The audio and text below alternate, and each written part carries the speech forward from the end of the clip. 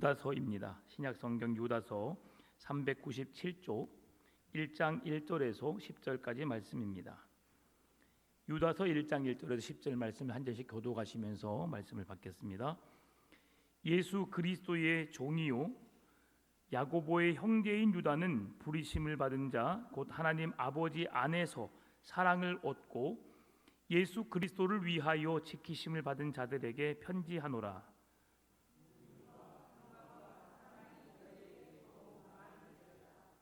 사랑하는 자들아, 우리가 일반으로 받은 구원에 관하여 내가 너희에게 편지하려는 생각이 간절하던 차에 성도에게 단번에 주신 믿음의 도를 위하여 힘써 싸우라는 편지로 너희를 권하여야 할 필요를 느꼈노니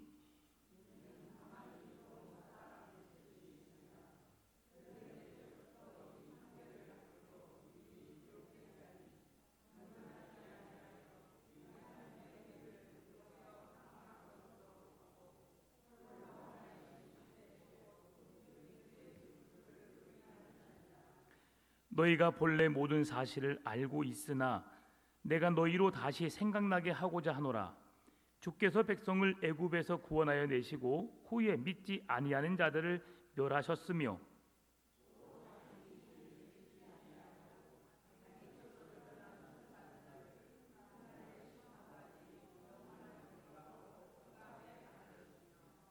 소돔과 고모라와 그 이웃 도시들도 그들과 같은 행동으로 음란하며 다른 육체를 따라 가다가 영원한 불의 형벌을 받음으로 거울이 되었느니라.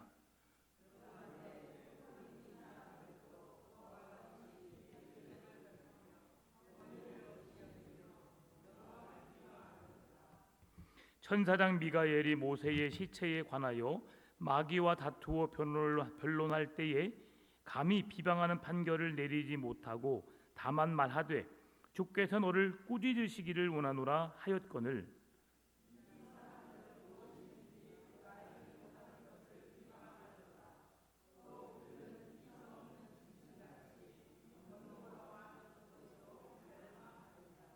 아멘.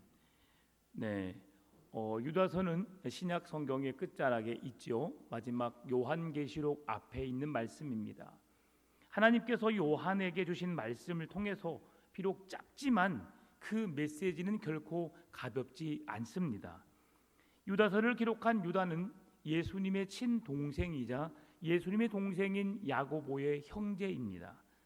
유다가 이 편지를 쓸 때에 초대 교회는 엄청난 위기 의식 속에 있었습니다. 계속해서 말씀드리지만 내부적으로는 로마 그 교회의 진리를 흔드는 이단 사상들이 그렇게 늘 함께 있었고요. 겉으로는 로마 제국의 탄압이 있었습니다. 로마 제국이 로마의 황제, 신을 대신하는 황제를 숭배하지 않으면 그 모든 백성들에게 불이익을 주는 그런 세상 속에서 그리고 내 안에 역사하시는 하나님을 온전히 믿는 믿음으로 살아가는데 그 믿음을 흔드는 자들이 있었다는 거죠. 여러분, 교회 신앙생활 하면서 아무 일 없이 신앙생활하면 얼마나 좋겠습니까? 교회를 섬기면서 하나님의 말씀 앞에 은혜를 받고 모든 성도가 서로 사랑하면서 함께 친교하면서 불편한 마음이 하나도 없이 살아가면 얼마나 좋을까요? 그러면 늘 보고 싶고 늘 함께하고 싶고 늘 만나는 것이 너무 즐거워요. 그런데 때로는 작은 것 하나에 우리의 마음이 흔들리고 작은 것 하나에 상처를 받고 어려움을 겪을 때가 있다는 사실이죠. 그런데 우리의 작은 마음의 흔들림이 아니라 오히려 우리의 신앙의 정체성을 뒤흔드는 이단의 유혹이 이단을 섬기는 자들이 영지주의자들이 버젓이 교회로 들어와서 신앙을 바르게 가진 자들의 마음을 흔들고 있다는 사실이죠. 여러분, 김치를 어떻게 담궈요? 잘 담그지요. 네, 배추를 소금에 절여야 되고요. 절인 소금을 씻어야 되고요. 그리고 그 물을 다 빼야 됩니다. 그리고 고춧가루를 붓고 간장을 붓고 새우젓을 넣고 뭐 이런저런 뭐 양념 다 가지 뭐 다 썰어 가지고 거기다 넣어요. 젓갈이고 뭐고 맛있게 맛있다는 걸 다 집어 넣습니다. 그리고 버무려요. 그리고 버무린 다음에 바로 김치를 만드나요? 아닙니다. 버무린 양념이 맛있는지 안 맛있는지, 뭐가 빠졌는지 한 번 더 먹어보고 찍어 먹어보고 해보고 정도는 됐더라고 하면 합격됐을 때에 김치를 비빕니다. 그리고 또 비비고 하나 두 개를 비벼놓은 다음에 뭐 해요? 먹어봐요. 왜요? 양념만 먹어봤을 때 하고 김치와 함께 섞어서 먹었을 때하고 달라요. 그렇죠? 자, 그런데 이런저런 것은 통상적으로 거의 이렇게 김치를 담는데 또 달리 담는 사람이 분명히 있을 겁니다. 그러면 새우젓은 언제 넣어야 하고 뭐는 언제 넣어야 하고 하는 그런 것 때문에 서로 만약에 담그는 과정 속에서 불편함을 초래할 수 있어요. 그러면 어찌 됐건 그렇게 해서 저런 불편한 마음이 있었지만 맛있는 김치가 만들어지고 수육과 함께 싸 먹으면서 그 마음이 씻겨 내려가요, 안 내려가요? 내려가요. 어찌 됐건 이제 다 잊어버려. 김치가 다 만들어졌으면 된 거예요. 이제 조금 센 사람들은 끝까지 집에 가면서까지 아이고 절대 안 이기대 하고 가는 사람이 있어요. 근데 또 갔다 오면 잊어버려요. 이건 별로 우리에게 문제되지 않는 문제예요. 그렇죠? 우리가 지금까지 그렇게 지금 30년 넘게 우리가 함께 그렇게 살아왔어요. 올해 김장할 때도 분명히 소리가 높은 사람이 이길 겁니다. 예. 그럼에도 불구하고 교회는 은혜스럽게 잘 맛있는 김치를 담고 함께 즐거워하면서 행복한 시간을 가져요. 그런데 우리의 신앙의 정체성을 흔드는 이단이 만약에 우리 교회에 들어와서 진리의 말씀을 우리에게 혼미하게 하고 그동안 우리가 알아왔던 진리의 말씀이고 우리가 그렇게 하나님을 생각해 왔던 하나님에 대해서 누군가가 진짜 진리라고 말하면서 지금 잘못된 진리를 믿고 있다고 하면서 그 진리를 선포했을 때에 내가 만약에 그 사람에게 설득이 되었다면 여러분 그것은 엄청난 큰 위험에 처하게 되는 거예요. 지금 이 유다가 요한이 유다서를 기록하면서 이 마지막 이 상황 속에서 이 일이 유다가 이 성경을 기록하면서 지금 그 상황이 지금 펼쳐지고 있는 거예요. 유다가 제가 지난주까지 요한을 이야기하다가 계속 요한의 지금 말이 입에 배겨서 그러는데 유다고 예수님의 동생이고 야곱의 형제라고 했죠. 요한하고는 상관없습니다. 요한 다음에 성경에 쓰여진 것뿐이죠. 제가 착각한 겁니다. 자, 그런데요. 그렇게 해서 이들이 영지주의가 무엇이냐 계속해서 말씀드리지만 영은 선하고 육체는 악하다는 거죠. 영은 선하다라고 했을 때 우리가 영을 눈으로 볼 수 있어요, 없어요? 없어요. 그러니까 우리가 살아있다 생각하는 혼, 영, 우리 곁에서 영이 떠나거나 혼이 떠나면 사람은 죽는다라고 생각하죠. 그래서 신학적으로 보게 되면 영, 혼, 육 3분설이 있고 영과 혼을 하나로 보고 영과 육으로 2분설을 보는 경우도 있어요. 근데 성경에서도 영과 혼과 육을 같이 이야기하는 경우가 있습니다. 그러니까 2분설이 맞냐 3분설이 맞냐 이것은 우리가 주장할 이유가 없어요. 우리가 영과 혼이 있든지 아니면 영과 육이 있든지 똑같이 우리 인간에게는 세상에 가질 수 없었던 동물들도 가질 수 없었던 그렇게 교제하고 하나님과 소통하고 사람들께 서로 이야기하고 대화하고 타협하는 그 모든 가장 하나님이 만드신 최고의 걸작품으로 우리 인간들을 만드셨고 그 속에 살고 있다는 사실이죠. 중요한 것은 성경이 분명히 우리의 영이 선하고 육체가 더럽다고 말한 적이 없다는 사실이죠. 우리의 육체도 부활의 날에 첫 부활의 열매로 예수 그리스도께서 사망 권세를 깨뜨리고 이겨내셨고 부활하셨던 것처럼 육체의 몸을 입고 하늘로 그대로 올라가셨던 것처럼 두 번째 부활이 있을 때에 우리들도 육체 영은 떠나서 하나님의 나라에 있지만 다시 육과 합하여져서 하나님 나라로 올라간 온전한 하나님의 나라를 이룰 날이 분명히 올 것이에요. 그래서 성경이 말씀해주고 있고 이것이 현실화될 것인데 영지주의자들은 우리가 예수 그리스도를 믿음으로 우리의 영이 새롭게 되어서 구원받았는데 육체를 우리가 깨끗하게 할 필요가 뭐가 있느냐? 육체는 썩어져 없어질 것이다 라고 생각한 거예요. 썩어져 없어질 것이라면 여러분 육체를 함부로 해도 돼요, 안 돼요? 돼요. 쓸모없는 건데요. 여러분 보세요.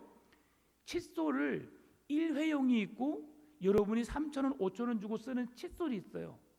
그러면 칫솔을 쓸 때에 5,000원 주고 칫솔을 샀습니다. 돈으로 보면 큰 돈은 아니지만 그 칫솔을 쓰면서 한번 쓰고 버려야지 이렇게 해요? 5,000원이나 주고 샀으니까 이걸 내가 한 달, 두 달 거기에 뭐 세균이 있는지 없는지 생각 안 하고 그 칫솔 뭐가 좀 헤어지고 뭐 부러지고 좀 약간 벌어질 때까지 막 이빨 닦고 쓰잖아, 그렇죠? 근데 여러분 일회용을 갖다가 내가 이 일회용을 내가 뽕을 뽑아야겠다 가지고 막 그 살짝 연하고 막 잘 안 닦이는데도 불구하고 막 애지중지 막 털어가지고 또 말리고 쓰는 사람이 있어 없어요? 조금 쓰다가 한 번, 두 번 더 쓸 수 있겠죠. 한 번 쓰고 정말 버리는 사람이 있고 아니면 두세 번 쓰다 버리는 사람도 있어요. 근데 일회용을 귀하게 쓰는 사람은 없어요. 그러죠? 왜요? 쓰다가 버릴 것이니까. 예. 더 귀하게 옷도 여러분 메이커 내가 정말 조금 돈을 아껴가지고 아주 비싼 옷을 샀어요. 그러면 어차피 똑같이 시간 지나면 헐어요. 그런데 그 옷을 함부로 입어요? 아니면 귀하게 입어요? 귀하게 입죠. 주일 되면 우리가 그 옷 잘 놔뒀다가 입고 중요한 손님 오면 그 옷 입고 나가고 그러잖아요. 허름한 옷 3,000원짜리 5,000원짜리 옷 입고 나가지 않잖아요. 그렇죠? 예. 그것이 뭐 안 좋다는 건 아닙니다. 3,000원 5,000원짜리도 귀의 옷이 우리가 그 용도에 맞게 입는 것이죠. 그런데 더 소홀하게 여긴다는 사실이죠. 자, 뭘 말하려고 하냐면 만약에 우리 육체가 썩어져 없어질 것이라면 우리가 더 귀하게 여기겠냐는 거죠. 살아있는 동안에 우리가 행복하게 즐기고 행복하게 살다가 죽음으로 이른다면 더 할 나위 없는 일이죠. 더 없는 기쁨이죠. 그러죠. 그러니까 내 육체가 즐겁다면 내가 할 수 있는 모든 것을 행하겠죠. 그게 바로 영지주의자들의 주장이고 오늘날의 구원파들의 주장입니다. 그래서 뭐 우리가 술을 먹든지 담배를 피든지 성적으로 음란하든지 어떤 행위를 하든지 그 육체는 하나님 앞에서 심판받지 않아. 얼마나 멋있어요, 여러분. 네? 여러분 하고 싶은 거 다 해도 전혀 하나님이 여러분을 심판하지 않으신대요. 왜? 예수를 믿음으로 영이 구원받았으니까. 그럼 마음대로 살고 싶지 않아요? 네. 좀 부끄러운 이야기가 될 수 있지만 군대에서 이제 이런 이야기를 했어요. 우리 중대장이. 자, 며칠 후면 2, 3일 후면 이 세상에 종말이 옵니다. 그러면 여러분은 어떻게 하시렵니까? 다 그렇게 묻더라고요. 그랬더니 뭐 어떤 친구는 열심히 살아야지요. 열심히 돈을 벌어야지요. 돈을 버는 건 열심히 써야지요. 막 그러더라고요. 그래서 저한테 너는 어떻게 생각하니? 그랬더니 제가 그랬어요. 내일 종말이 온다 할지라도 한 그루의 사과나무를 씹어야 합니다. 했더니 이런 똥멍청이 같으니라고 이 미련한 놈이라고 하면서 막 겁나 고박을 주는 거예요. 그러면서 그 아까운 시간에 왜 나무를 심으러 가냐? 그러면 중대장이 하는 말이 있어요. 나는 만약에 이 세상에 종말이 내일 모레 온다면 나는 이 세상에 아주 유흥을 찾아다니면서 나는 그 향락을 즐기겠다라고 말하더라고요. 예. 사고가 달라요. 사고가. 그 사람이 예수를 아는 사람이었을까요? 그냥 그게 말을 던진 말이지만 그 사람은 육체가 어떻게 되는 영이 어떻게 되는지 관심이 없는 사람이에요. 저는 하나님의 나라를 알고 그리고 이 세상이 비록 멸망을 당하지만 성경에서도 하나님의 나라가 성경에 찾아보게 되면 우리가 알지 못하는 어떤 나라가 지금 하나님이 만드시고 계신 나라거든요. 그 나라가 있다고 성경에서 말하는 구절들이 있어요. 또 하나의 나라는 그렇게 만들어 놓은 나라가 우리가 살고 있는 이 지구에 그대로 덧입혀지는 나라가 있어요. 어느 나라가 진짜 하나님 나라죠? 그때 가보면 알아요. 그렇죠? 그러니까 성경 구절이 어떤 것은 어디엔가 있는 나라가 있고 그 나라가 다시 우리에게 임하여서 우리가 죽은 자들이 다시 하늘로 올라가서 다시 그 나라가 임한다. 여러 가지 성경 구절이 한 몇 구절씩 있어요. 그런데 그런 것들을 보면서 우리가 논할 필요가 없어요. 그 나라는 분명히 있는 겁니다. 하나님의 나라는. 그게 중요한 거죠. 그래서 우리는 그 나라가 있고 그 나라 새로 임한다는 사실을 알기에 우리는 하루하루를 소홀히 살지 않아요. 내가 죽음에 이르는 순간까지 오늘 우리 권사님 기도하셨잖아요. 뭐 하면서 살기를 원한다고요? 예배자로. 주님이 부르시는 그날까지 나는 하나님을 예배하면서 교회를 출입하면서 주님 주신 은혜로 살기를 원합니다. 이것은 하루하루 내게 주어진 시간을 정말 최선을 다해 살겠다는 말씀이에요. 제가 한 그루의 사과나무를 심는다는 것은 종말이 언제 올지 모르기 때문에 그 날이 언제일지 내일이나 모레나 사람들이 말하지만 그 날은 하나님만 알고 계시고 그렇기 때문에 나는 이 세상을 성실하게 살아가야 한다는 의미로 말씀을 드렸더니 똥멍충이라는 소리를 듣게 되었어요. 그래도 저 기분 안 나빴어요.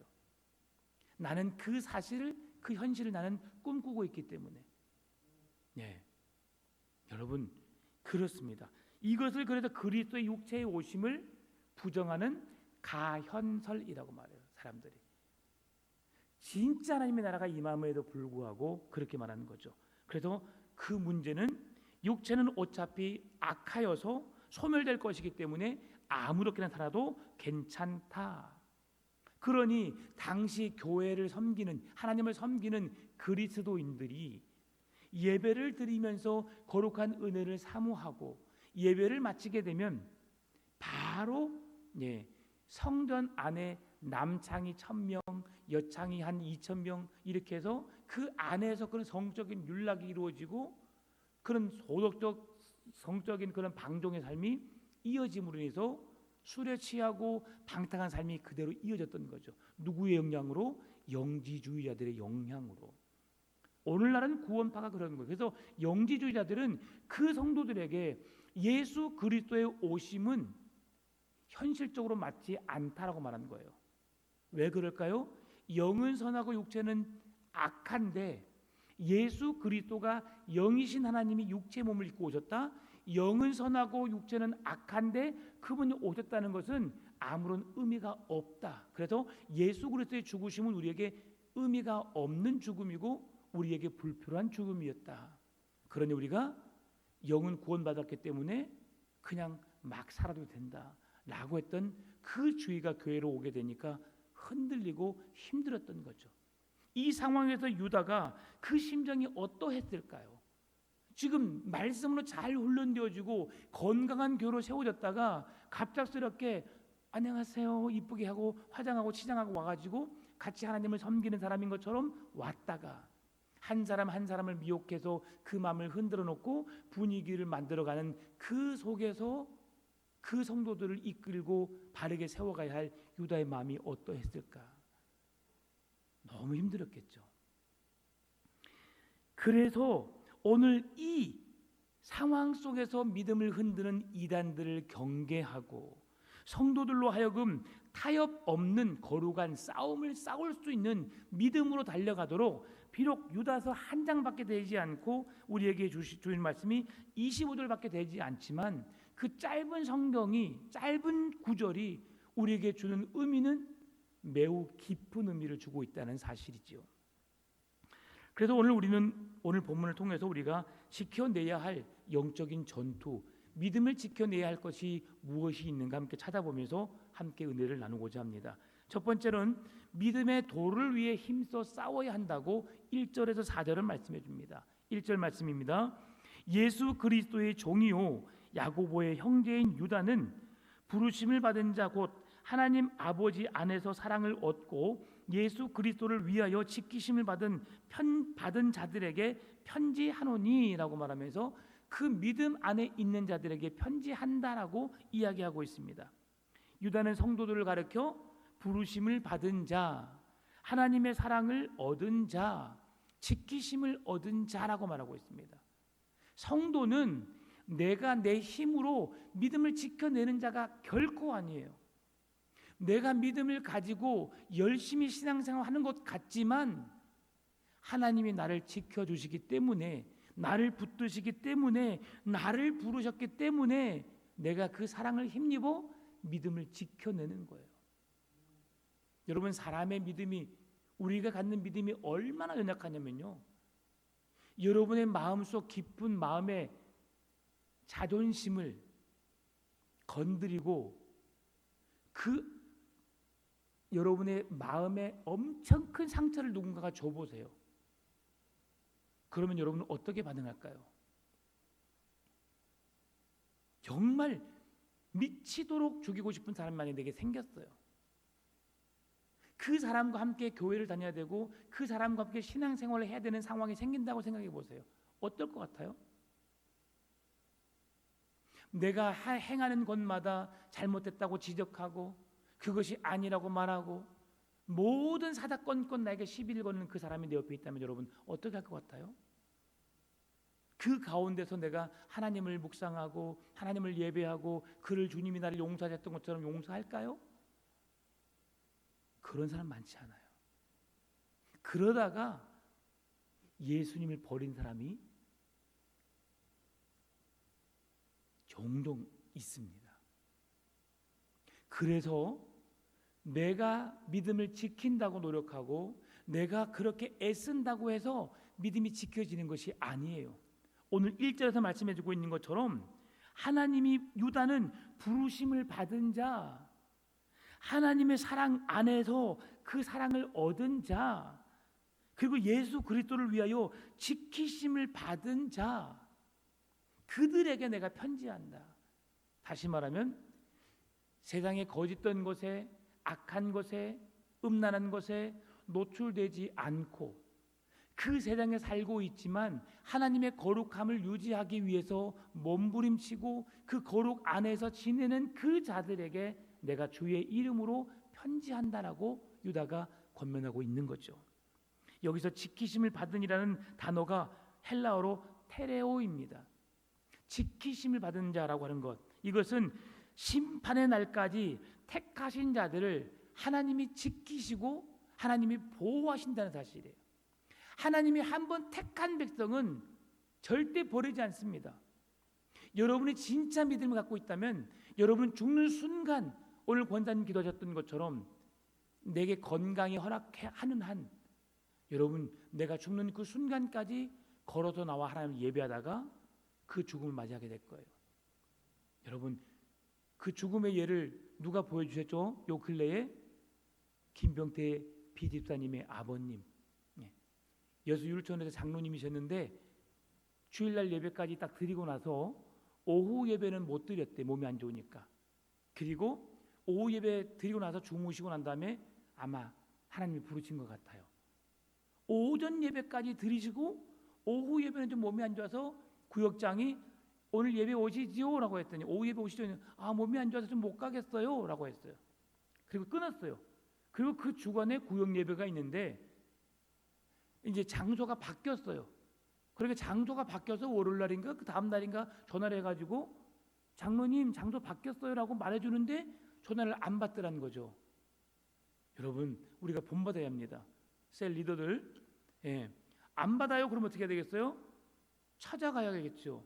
그래서 찾아갔더니 인기척이 없어요. 그래서 신고하고 자녀들을 부르고 봤더니 그 안에서 이제 가신 지가 한 며칠 된 거죠. 한 하루 이틀 되셔서 그래서 발견하셨어요. 은혜죠, 은혜. 한 90 몇 세까지 사셨는데 여러분 그때까지 건강하게 지내시다가 작은 문방구 같은 뭐 그 가게를 슈퍼마켓 같은 거 했는가 봐요. 그래서 그때까지도 건강하게 지내시다가 그 주간까지 예배하시다가 주님 품에 안기는 그 삶, 그게 우리의 삶이 되었으면 좋겠습니다. 아멘입니까? 이게 우리가 믿음으로 선한 싸움을 싸우고 달려갈 길을 마치고 내가 주님 앞에 섰을 때 나의 모습이 되어야 하는 것이지요. 그래서 내 힘으로 신앙생활을 하면서 믿음을 지켜내는 것 같지만 결코 내 힘으로 지켜내는 것이 아니다. 하나님이 지켜줘야 된다. 언제까지? 심판의 날까지, 재림의 날까지 하나님이 우리를 결코 놓지 않으시고 우리를 붙들어 주신다. 이게 지키신다는 의미예요. 그래서 2절 보게 되면 긍휼과 평강과 사랑이 너희에게 더욱 많을지어다. 하나님을 믿는 믿음 안에서 사는 우리들에게 평강과 긍휼과 사랑이 우리에게 많기를 원한다. 여러분 긍휼은 불쌍히 여기는 마음이에요. 측은히 여기는 마음이에요. 하나님께서 우리를 바라보시고 그렇게 불쌍히 여기시는 마음이에요. 여러분, 자녀들이 잘 됐으면 좋겠잖아요. 부모가 자녀를 바라볼 때에 어떤 아이로 자랐으면 좋겠어요. 제가 이번 수련회 때 보고 깜짝 놀란 얘기가 있어요. 첫째 날 저녁에, 우리 이제 저녁이 되면 그 말씀 집회가 끝나고 나서요, 각 교회 아이들을 품고 기도해 주는 시간이 있어요. 그래서 이제 제가 우리 아이들을 놓고 한 명씩 돌아가면서 기도를 해주는데, 옆에서 한 목사님이 엄청 진지하게 막 열심히 기도하고 계시더라고요. 옆에 목사님이. 그래서 제가 목사인데 목사가 기도해 주다가 기도를 멈춘 적은 거의 제가 드물어요. 그래서 살짝 눈을 떴죠. 어떤 목사님이 이렇게 열심히 기도해 주시지? 떴더니 스텝이에요. 스텝. 중학교 1학년입니다. 그 친구가 그 교회의 별명이 그 교회의 부목사님이에요. 엄청 멋있습니다. 그래서 12제자를 만들어서 그 교회 내에서 12제자를 만들어서 교회 모든 기관에 봉사자를 세워서 그들로 하여금 하나님을 섬기게 하는 것이 그 아이의 꿈이에요. 멋지지 않아요, 여러분? 중학교 1학년이, 작년에 초등학교 졸업한 중학교 1학년이 자기 동생들 6학년, 5학년, 4학년 애들 그 옆에 가서 기도해 주는데 목사가 눈을 뜨고 볼 정도로 그 아이가 정말 진지하게 기도해 주더라니까요. 봤더니 얼굴은 동안인데 몸은 엄청 성숙했어요. 그 교회 안에서 교회를 다 살찌고 다닌대요. 형은 이걸 잘하니까 이거 해. 형은 저걸 해. 이걸 해. 나는 내가 목사님의 PPT 내가 책임지고 내가 할게. PPT를 며칠부터 와서 준비해가지고 목사님 주일날 PPT를 멋지게 만들었는데 그 애가 중학교 1학년인데 그럼 그 아이가 공부를 못할까요? 엄청 야무진 애기가 공부를 못할까요, 여러분? 책임성 있는 애기가 공부를 못할까요? 아니에요. 그 아이 분명히 제가 성적표는 안 봤지만 잘할 거예요. 놀랬어요. 여러분, 이런 믿음 우리에게 있어야 되지 않아요? 책임감을 가지고. 그 구역장, 여러분, 우리가 오늘 어떻게 신앙생활 하는가? 그냥 주일에 와서 만나면 만나지고 그런 것이 아니라 늘 주중에 서로 연락하고 어떻게 지내는지 만나고 확인하고, 이것이 성도들의 삶이에요. 날마다 말씀과 기도, 성도들의 교제가 일상의 삶이 되어야 되는 거예요. 이게 초대교회였고 이것이 신약 성경이 말하는 교회의 모습이었어요. 우리가 그런 행복이 있어야 되겠죠. 교회 와서 예배드리다가 월화수목 금토는 세상에 믿지 않는 사람들과 재미있게 콩닥콩닥 지내고 여행도 가고 맛있는 것도 먹으러 다니다가 주일 되면 주여 하면서 하고, 전도하라고 하니까 그렇게 많은 사람 만나고 다니는데도 불구하고 전도할 사람이 없어요. 왜 전도할 사람이 없죠? 그 친구들이 세상의 즐거움에 빠져서 교회에 관심이 없는 사람들만 있으니까 교회를 안 오는 거죠. 오히려 내가 그곳에서 딱 끊어버리고 나는 예수님만 섬기는 사람이야. 너가 교회에 오지 않으면 나 이제 너랑 안 만날래 하는 그런 마음으로 그 관계를 끊어버리라는 게 아니라 그 영혼을 구원하기 위해서 그런 결단을 할 수 있는 믿음, 이러면 얼마나 좋을까를 생각해 봅니다. 그래서 긍휼이라고 하는 것은 그를 불쌍히 여기는 마음, 사랑하는 마음을 말해요. 그것뿐만 아니라 하나님을 섬기는 우리의 마음 속에 사랑의 마음, 이게 뭐예요? 바로 평강의 마음. 하나님을 믿으면서 근심 걱정으로 가득한 사람들은 진짜 예수를 만나지 못한 사람들이에요. 여러분의 마음은 평안하십니까?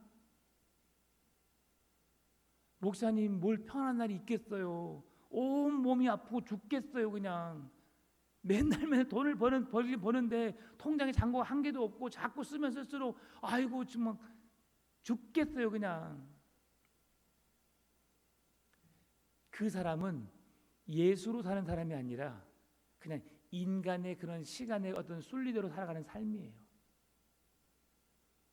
예수로 살고 예수로 죽는 그 은혜가 있는 삶을 살아내야 되는 거죠. 우리 오니 엄마 애기 보느라 힘들죠? 공부하느라 힘들죠? 애기가 짐이 되면 안 돼요. 주신 선물로 받고 팔다리가 아프고 힘들어도 하나님이 내게 이걸 감당하라고 주신 거구나. 아이를 키우는 것이 이런 기쁨이구나. 이런 행복이구나라고 느끼면서 해야 돼요. 할머니 할아버지도 지금 온 팔다리가 아파 죽을 거예요 지금. 그럼에도 불구하고 너무 사랑하니까 하나님이 주신 선물이니까 그걸 이겨내는 기쁨이 엄청 큰 거예요.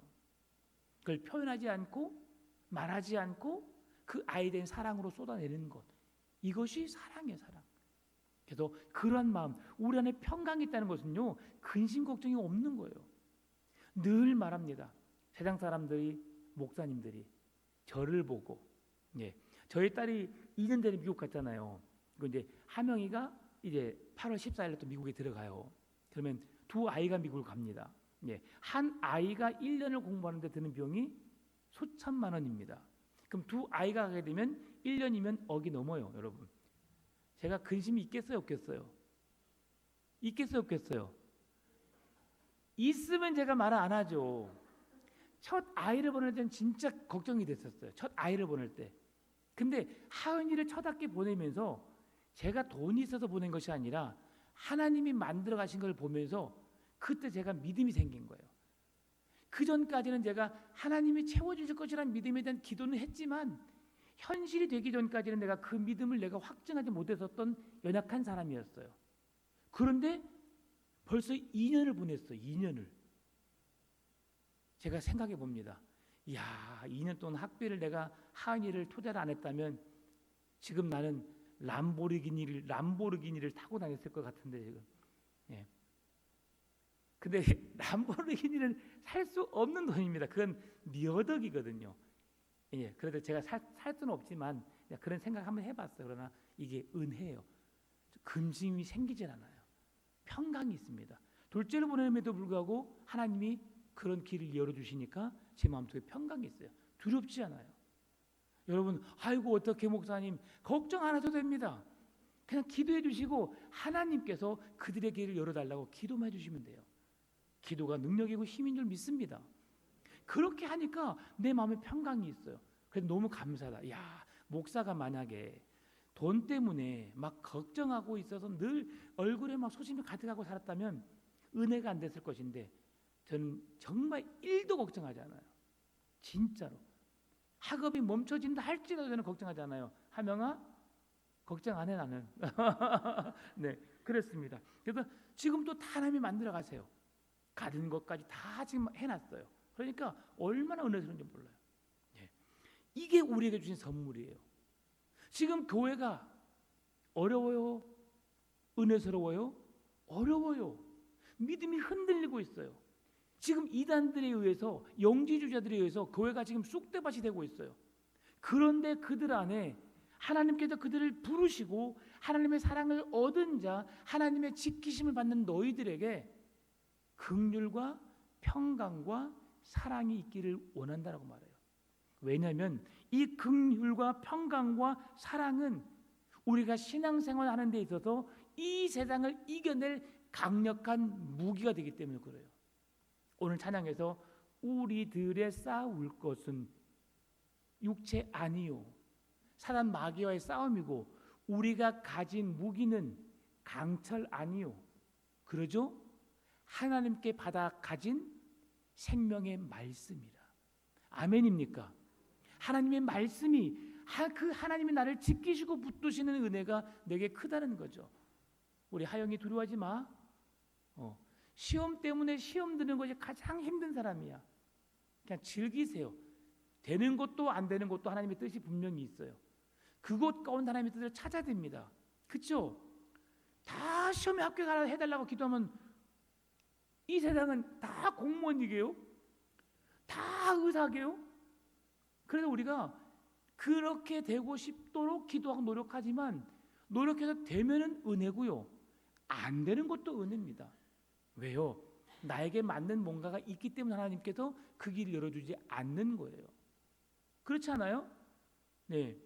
제가 우리 딸 공부를 조금 열심히 해가지고 저는 의사가 됐으면 좋겠다 생각했어요. 아직도 의사는 돈을 많이 벌어요? 못 벌어요? 그래도 벌어요. 세상에 많은 직업 중에 벌어요. 그런데 나중에 봤더니 우리 딸이 환공부증이 있어요. 연꽃이 있잖아, 들어있는 거 있잖아요. 그거 보면 아우 지금 해서 보지를 못해요. 사람 혈관 이렇게 보러 가면 막 두려워서 못 하겠대요. 여러분 세상에 돈을 많이 버는 직업도 있잖아요. 애들하고 이야기 안 했을까요? 했어요. 싫대요. 돈 버는 게 싫은 게 아니라 선천적으로 그런 것들이 싫대요. 그럼 그걸 할 수가 없는 거예요. 그러니까 하나님이 열어 가시고 만들어 가시는 거예요. 그러니까 하나님은 여러분을 실망시키지 않으시는 분이시거든요. 여러분을 사랑하시고 여러분을 통해서 하나님의 이름이 높여지기를 원하시는 분이세요. 그러면 하나님의 뜻이 무엇일까를 기도하면서 찾고 나를 만들어 가신 하나님께서 나를 어디로 이끄실 것인가에 대해서 기도하면서 찾아가면 되는 거예요. 그래서 수없는 넘어짐과 또 여러 시련의 반복과 어려움을 경험하면서 하나님 나를 이곳에 세우시려는 그 확신을 가지고 그곳에 서서 신실하게 열심히 살아가면 되는 거예요. 오늘 지금 그것을 위해서 유다가 이 교회 성도들에게 말하고 있는 거죠. 오늘 여러분의 마음속에 긍휼의 마음과 평강의 마음과 사랑의 마음으로 충만하시기를 바랍니다. 그래서 3절에서 사랑하는 자들아 우리가 일반으로 받은 구원에 관하여 내가 너희에게 편지하라는 생각이 간절하던 차에 성도에게 단번에 주신 믿음의 도를 위하여 힘써 싸우라는 편지로 너희를 권하여야 할 필요를 느꼈다. 그냥 평안하게 너희들 잘 지내지? 그래 믿는데 어려움 없지? 예수 믿는 것이 좀 힘들겠지만 잘 이겨내. 이 정도로 끝내고 싶었는데 그러나 내가 힘써 싸우라는 편지로 내가 너희에게 다시 바꿔서 쓴다라고 말합니다. 왜요? 이 영지주의자들 무섭거든요. 이단의 영에 한번 빠지면 여러분 무섭거든요. 감사한 게 이단의 영에 빠져서 돌아오는 자들이 있는 반면 한 번 빠진 자들은요 또 다른 이단에 또 다른 이단에 또 다른 이단에 빠질 가능성이 훨씬 많습니다. 복음을 듣고도 참된 복음 진리의 복음을 믿는 자들이 많지 않아요. 그래서 우리가 미혹의 영에 미혹되지 않도록 분별력을 가지고 진짜 예수이신 참 구원이신 예수 그리스도의 이름을 부르며 그 구원의 대열에서 믿음의 행보를 걸어야 하는 것이죠. 남들이 보기에는 미련해 보이고 어리석어 보이고 더뎌 보이지만 우린 그 믿음의 선한 싸움을 싸우는 거죠. 오늘 그래서 그 성도들 향해서 힘써 싸우라고 말합니다. 여기서 힘써 싸우라는 단어는 헬라어에서 고대 경기장에서 승리를 위해서 여러분 영화 그 로마 영화를 보게 되면 그 원형 경기장에서 누구와 누가 싸워요? 한 사람과 한 사람이 싸워요. 한 사람은 로마 군인이고 한 사람은 노예예요. 그럼 노예에게 칼을 주지 않고 싸우는 경우도 있고 그래서 무차별적으로 죽이려고 즐기려고 하는 경우도 있고 아니면 노예와 노예가 칼을 들고 죽을 때까지 싸우는 경우가 있고 노예를 집어넣고 맹수를 집어넣어서 싸우게 하는 경우가 있어요. 결국 그 원형 경기장에 싸운다는 것은 내가 지면 나는 죽는 것을 말해요. 이 힘써 싸우라는 것은 내가 깨어있지 못하고 내가 바른 믿음 안에 서 있지 못하면 그 악한 영 마귀에게 내가 미혹되어서 내 영이 죽임을 당하는 그 현실 속에서 그 미혹되지 않도록 힘써 싸워라. 네 생명을 잃어버리는 믿음을 잃어버리는 자가 아니라 믿음을 지켜내기 위해서 힘써 싸우라. 이것이 오늘 유다가 우리에게 주는 권면의 말씀입니다. 여러분 문법적 시대를 살려 직역하게 되면 매 순간 끊임없이 치열하게 싸우라입니다. 매 순간 끊임없이 치열하게 싸우라. 이렇게 싸워야죠. 권투 선수가 권투를 해요. 핵펀치 한 방 맞으면 가요. 그래서 권투 경기를 보게 되면 그렇게 거만을 떨다가 KO 당하는 선수들이 있어요. 내가 너 한 방만 치면 너 가. 내가 제대로 꽂아버릴 거야 하면서 막 까불고 막 다녀요. 까불고. 그거 맞잖아 그러면 때리라고 해놓고 끄떡없다고 막 말해요. 여러분 맞아서 데미지를 안 내는 사람이 있을까 없을까요? 없어요. 여러분 핵펀치 타이슨도 여러분 나중에 시간이 되니까 결국은 사람들에게 KO를 당하게 됐고요. 다시 재경기를 하지만 안 되니까 상대 홀리필드의 귀를 물어 뜯기도 하고요. 반칙을 쓰면서 결국은 그 친구가 나중에 권투인생 끝나고 잘못해서 감옥도 갔다 오기도 했어요. 지금도 전설로 남긴 했지만 왜냐하면 그의 승리는 거의 깰 수 없을 만큼 많은 선수도 있었죠. 그렇게 무서운 존재였었어요. 얼굴도 정말 무섭게 생겼잖아요. 근데요, 맞고 버티는 사람이 없어요. 맞으면 KO 당해요.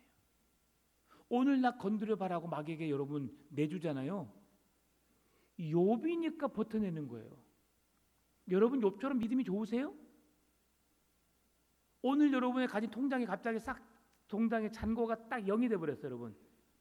집에 가서 가면서 이제 내일 아침에 반찬 해 먹으려고 두부 한번 사려고 마트를 가서 카드를 넣는데 삑 정지당했어요. 왜 그러지? 계좌이체 해드릴게요. 그래서 계좌이체 해드리려고 통장에 왔는데 영원히 여러분 어떤 생각이 드세요? 갑자기 하늘이 노래 하얘질 겁니다. 뭔 일이지? 이게 내일 아침에 그냥 은행 가보면 알겠지 하고 편하게 잠잘 사람이 있을까 없을까요? 그냥 한 10만 원, 20만 원 들어있는 사람은 카드에서 빼갔는가 보다 생각하겠지만 1000단위 이상 갖고 있는 사람은 그러지 않을까요? 예. 1000단위 갖고 있는 사람이 그 더 많은 억 단위 갖고 있는 사람은 어떻게 해서 갑자기 0 돼버리면 나갈 일도 없는데 그럴 때 여러분 주의 은혜라 할렐루야 하면서 주님을 묵상하시겠어요? 갑자기 사랑하는 아들이 전화 왔어요.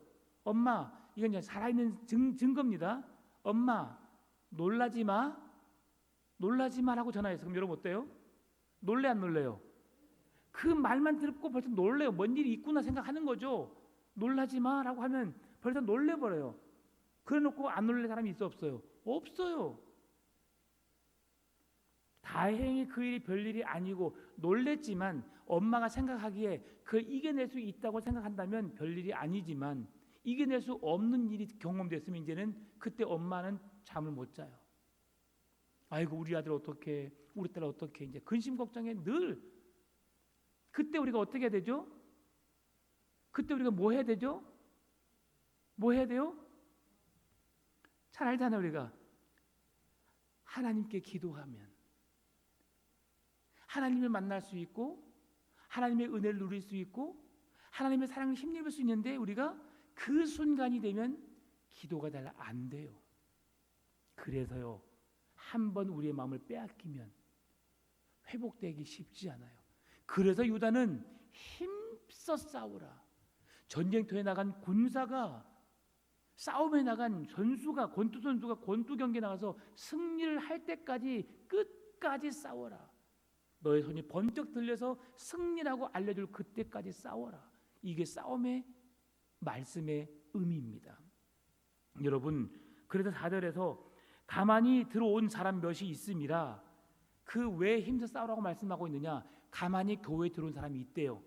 그들은 옛적부터 이 판결을 받기로 미리 기록된 자니 경건하지 아니하여 우리 하나님의 은혜를 도리어 방탕한 것으로 바꾸고 홀로 하나이신 주제 곧 우리 주 예수 그리스도를 부인하는 자니라.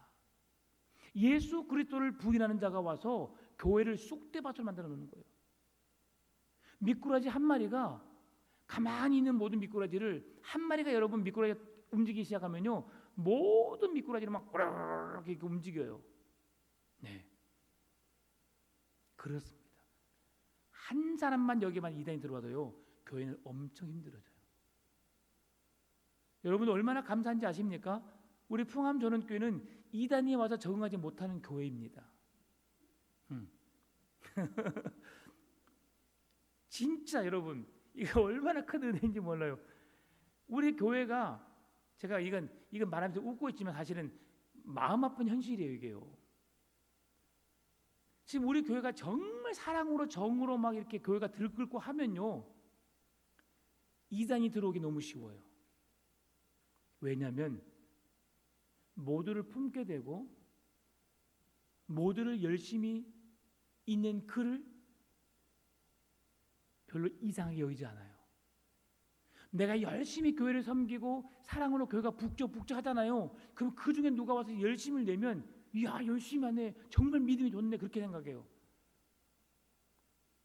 근데 우리 교회는 다 열심히 하시죠. 앉아서 예배 드리는데 열심히 하시고 또 여러 가지 많은 일들로 열심히 하세요. 그럼에도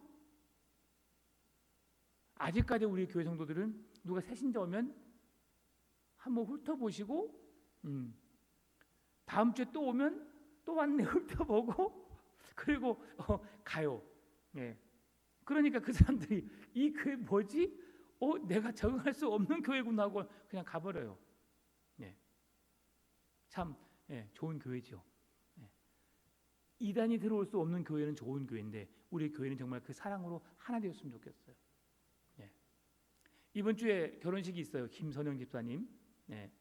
여러분 마음에 어떤 마음이 생기죠? 나 저 사람 알지도 못하는데 내가 10만 원 축의금을 해야 돼 말아야 돼. 지금 10만 원 때문에 여러분 한 주간 겁나 고민되시죠, 여러분? 그 고민하다가 근심 걱정 하면서 늙지 마시고 그냥 10만 원 주의 이름으로 사는 곳에 썼다 생각하십시오. 이번 주에 제가 사실 실수 하나 했어요. 그 남편분이 오셔서 좀 성도들에게 좀 소개를 해드릴 걸 마음에 있었는데 할까 말까 고민하다가 안 했어요. 안 하니까 제 마음속에 계속 그런 마음의 아픔이 있어요. 왜냐하면 아들을 결혼시키는데 그래도 교회에 인사차가 오신 거예요. 제가 기도는 해드렸지만 오늘 재희 우리 성도님 오셨습니다라고 우리 박수를 한번 맞아줄 걸 제가 그걸 못해서 제가 지금도 후회갑니다. 그래서 제가 그 교회 결혼식 못 가지만 축의를 다 하고 또 그분이 예의가 있으신 분 같아요 지금. 그러니까 그 다음 주에 분명히 오실 것 같거든요. 같이 또 오실 것 같아요. 어떻게 하면 오실까요? 10만 원이 아깝다 생각하지 않으면 오실 것 같습니다, 여러분. 그러니까 성의껏 이렇게 해주시면 교회가 그분들은 놀래서 오실 것 같아요. 그러면 그 남편이 예수님을 만나게 되고 교회 잘 적응하고 신앙으로 서갈 것 같아요. 얼마나 행복하겠습니까? 교회가 하는 것이 한 영혼 구원하는 곳에 우리가 생명을 거는 거죠. 자, 말씀을 마무리합니다. 구원은 한 번 받는 것으로 끝나는 것이 아닙니다. 끊임없이 죄와 싸우는 거룩한 전투를 통해서 우리가 그 승리를 구원을 얻을 수 있습니다. 여러분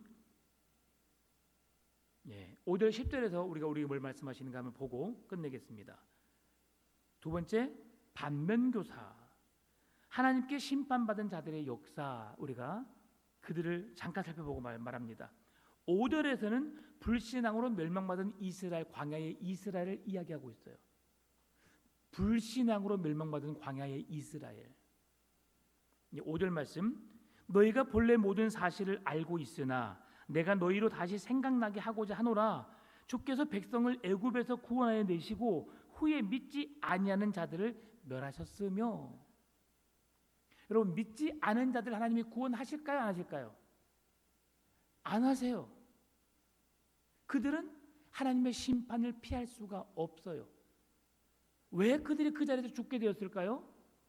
그들은 시간이 지나도 구원받을 수 없는 자들이에요. 결과적으로 보게 되면 6절에서 또 자기 지위를 지키지 아니하고 자기 처소를 떠난 천사들을 큰 날의 심판까지 영원한 결박으로 흑암에 가두셨으니, 천사들이 자기 역할을 제대로 감당하지 못하니까 하나님이 그들을 흑암에 가두셨다. 여러분, 여기서 재미있는 사실이 있어요. 아까 하나님이 지키셨다라고 하는 헬라어를 테레오라고 했어요. 여기서 그 천사를 가두셨다는 뜻도 테레오 같은 단어를 씁니다. 헬라어로. 무슨 의미냐? 하나님이 지키시는 것도 그가 이단이나 어떤 다른 것에 의하여서 하나님의 구원에 벗어나지 못하도록 내가 그들을 끝까지 지키겠다는 거예요. 그러면 하나님을 떠난, 하나님을 부인하는 그 자들을 가두는데도 하나님이 그들을 끝까지 가두고 그곳에서 벗어나지 못하도록 하시겠다는 동일한 의미입니다. 여러분이 하나님의 구원을 받은 자입니까? 아니면 하나님을 부인하는 자입니까? 하나님은 믿는 자들은 지키시고 믿지 않는 자들은 가두십니다. 절대로 그 자리에서 벗어나지 못할 그 자리로 몰아가시는데요. 여러분은 예수를 믿는 자로서 하나님의 지키심을 받는 은혜로운 그 삶을 살아내시기를 바랍니다. 왜 그러느냐? 7절에서 소돔과 고모라와 그 이웃 도시들도 그들과 같은 행동으로 음란하며 다른 육체를 따라 가다가 영원한 불의 형벌을 받음으로 거울이 되었느니라. 거울이 뭐예요? 내 모습이 그대로 비춰지는 거죠.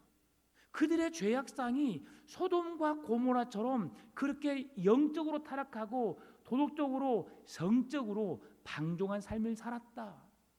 여러분, 아브라함이 롯을 구원하러 갈 때에 하나님 의인 50을 인하여 40을 인하여 30을 인하여 20을 인하여 10명을 인하여, 만약에 거기서 조금 더 나가서 5명이나 2명만 했다면 그 성은 멸망받지 않았겠죠.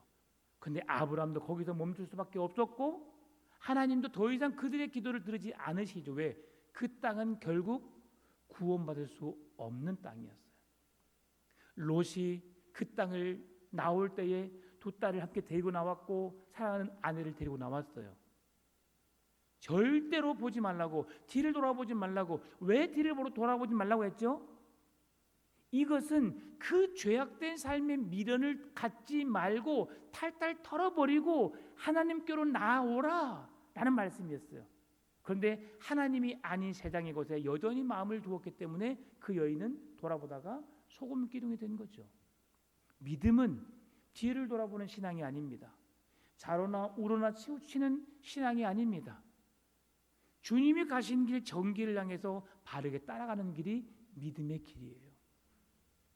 여러분, 이렇게 우리에게 거울이 되어지는 그런 마지막 8절 10절에서 8절만 보면, 그러한데 꿈꾸는 이 사람들도 그 같이 육체를 더럽히며 권위를 업신여기며 영광을 비방하는도다. 이게 이단들의 특징이에요. 그러면서 천사장 미가엘, 9절에서 천사장 미가엘을 이야기하는데요.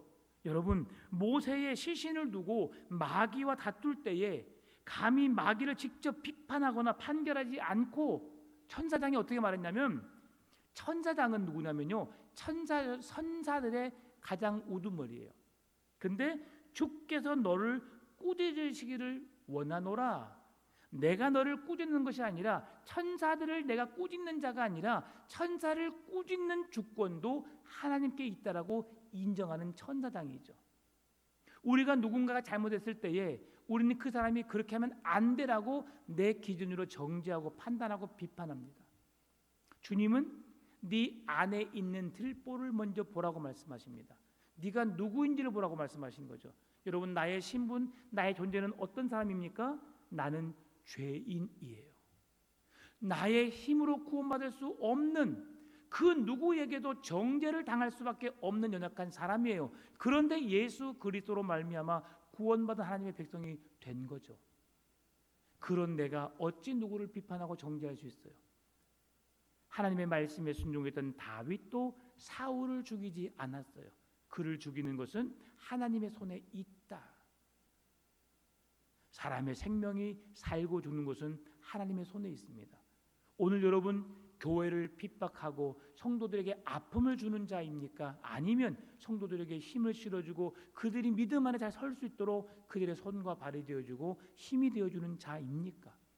하나님이 그리스도 안에 있는 여러분들을 끝까지 지키시는 은혜가 있을 것이고, 여러분이 그 주의를 부인하면 그를 결박해서 가두는 그런 삶의 자리로 나가게 될 것이에요. 여러분, 오늘 하나님을 떠난 자들의 결국은 멸망과 심판밖에 없습니다. 그러나 어떤 세상의 유혹과 이단의 미혹이 있다 할지라도 그 시험을 이겨내고 승리한 여러분에게는 영원한 구원과 기쁨이 있을 줄 믿습니다. 이 은혜로 오늘도 승리하며 살아가시는 이 무더위를 이겨내시면서 주님과 함께 멋진 신앙으로 승리하시기를 주의 이름으로 축원합니다.